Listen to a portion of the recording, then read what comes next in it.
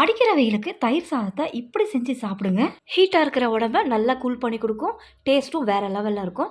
அதை எப்படி செய்யறதுன்னு பார்க்கலாமா? அதுக்கு முன்னாடி இந்த வீடியோவை ஃபஸ்ட் டைம் பார்க்குற வியூவர்ஸாக இருந்தீங்கன்னா என்னோட சேனலை சப்ஸ்கிரைப் பண்ணிக்கோங்க.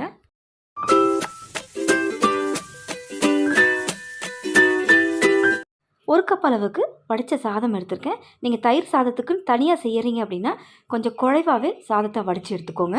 சாதத்தை ரொம்ப சில்லுன்னு ஆற விடாமல் ஒரு மிதமான சூட்டுக்கு எடுத்துக்கோங்க.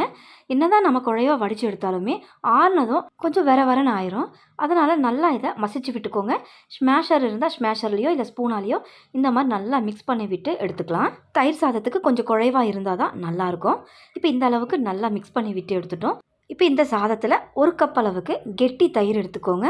ரொம்ப புளிப்பில்லாத தயிராக சேர்த்துக்கோங்க. அதே கப்பில் அரை கப் அளவுக்கு காய்ச்சி ஆறின பாலை சேர்த்துக்கலாம். இப்போ இது கூடவே கொஞ்சமாக உப்பு சேர்த்துக்கிறேன். சாதத்தில் உப்பு சேர்த்து தான் வடிச்சிருக்கேன். ஆனாலும் நம்ம சேர்த்த தயிருக்கும் தாளிப்புக்கும் தகுந்த மாதிரி கொஞ்சமாக உப்பு சேர்த்துக்கிறேன். நம்ம சேர்த்த தயிர், பால், உப்பு இந்த சாதத்தோடு நல்லா மிக்ஸ் ஆகணும். நல்லா மிக்ஸ் பண்ணி விட்டுக்கோங்க. தயிர் சாதம் கொஞ்சம் லூஸான கன்சிஸ்டன்சியில் இருக்கணும். அதுக்கேற்ற மாதிரி நல்லா கலந்துக்கணும். நான் அரை கப் அளவுக்கு பால் சேர்த்துருக்கேன். இன்னும் கூட கொஞ்சம் ஒரு 1/4 கப் அளவுக்கு பாலை சேர்த்து நல்லா கலந்து விட்டுக்கிறேன். ஒரு கப் தயிருக்கு அரை கப்லேருந்து 3/4 கப் அளவுக்கு பாலை சேர்த்திங்கன்னா சரியான கன்சிஸ்டன்சிக்கு தயிர் சாதம் கிடைக்கும். இந்த சாதம் குட்டி சாப்பிட்றதா இருந்தால் 2 பேர் சாப்பிடலாம். பெரிய ஆட்கள் சாப்பிட்றதா இருந்தால் ஒருத்தர் சாப்பிடக்கூடிய அளவுக்கு இருக்கும். தயிர் சாதம் இந்த கன்சிஸ்டன்சியில் மிக்ஸ் பண்ணி விட்டு எடுத்துக்கோங்க. இப்போ இதில் ஒரு அரை வெங்காயம் பொடியை நறுக்கி இது கூட சேர்த்துக்கிறேன். இப்போ இது இருக்கட்டும். இதுக்கு ஒரு தாளிப்பு கொடுத்துடலாம். கடாய் சூடு பண்ணிக்கோங்க. 1 ஸ்பூன் எண்ணெய் சேர்த்துக்கிறேன். எண்ணெய் நல்லா காஞ்சதும் அரை ஸ்பூன் கடுகு உளுந்து சேர்ந்த மாதிரி சேர்த்து நல்லா பொரிஞ்சதும் பொடியை நறுக்கின ஒரு அரை பச்சை மிளகாய், ஒரு இனுக்கு கருவேப்பிலை, 1 ஸ்பூன் கடலைப்பருப்பு, இது கூடவே ஒரு வரமிளகாய், சின்ன துண்டு இஞ்சை துருவிட்டு சேர்த்துக்கிறேன். இது எல்லாத்தையும் சிம்மில் வச்சுட்டு நல்லா கலந்து விடுங்க. ஒரு நிமிஷத்துக்கு நல்லா இதை மிக்ஸ் பண்ணி விட்டோன்னா லைட்டாக எல்லாமே கலர் மாறி வரும்.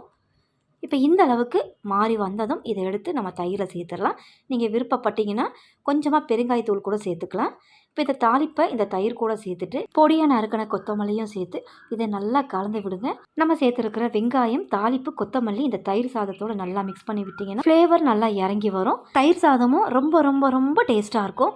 இந்த மாதிரி செஞ்சு பாருங்கள். தயிர் சாதத்தை அடிக்கிற வெயிலுக்கு உடல் சூட்டை தணித்து நல்லா கூலாக வச்சுருக்கோம்.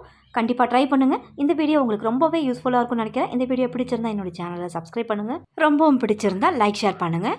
தேங்க்ஸ் ஃபார் வாட்சிங்.